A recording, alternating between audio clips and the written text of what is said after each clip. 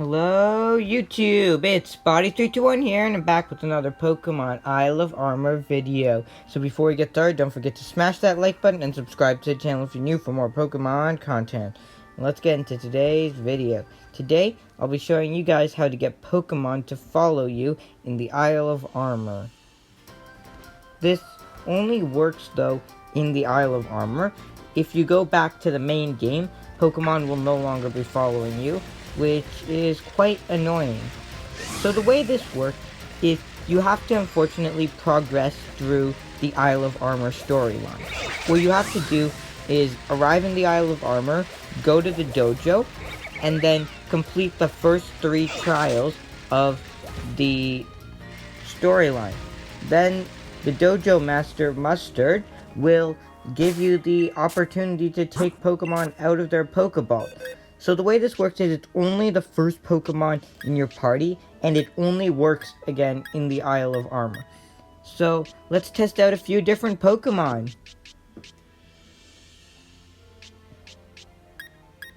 So you probably saw my Decidueye following me before, but let's get Zacian to follow you.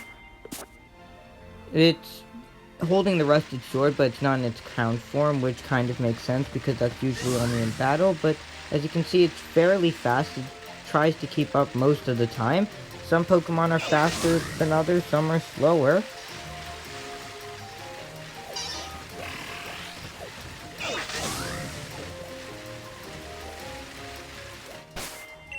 Now let's test out another Pokemon.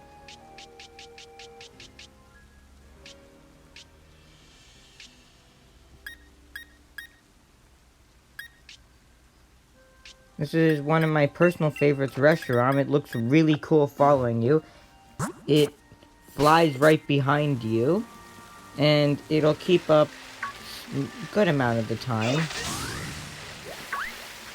It's not super fast, but it is on the faster side. So as you can see, it's following right behind me. I'm so glad that they decided to put this back in the Isle of Armor. Us Pokemon fans have been wanting this back since Heart Gold and Soul Silver, and then they put it in Let's Go, but it was really annoying that they took it out of Sword and Shield. But I'm glad that they finally decided to add it back. It's a really great feature.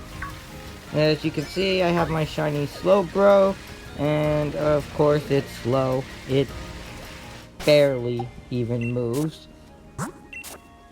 Let's test out a couple more.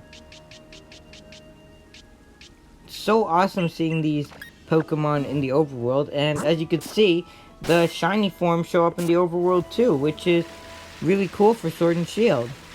So as you can see, Tyranitar is fairly slow, and of course have to run into a wild Pokemon. And as you can see, the animation for sending out the Pokemon is different, because instead of throwing out the Pokeball, the Pokemon is already outside, so you just pretty much direct it to go and fight. That's another cool thing they added.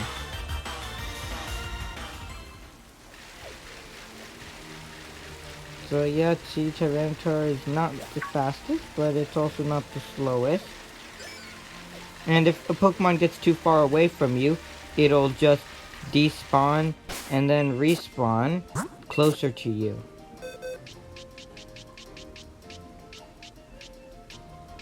So now let's finally test out this Gardevoir.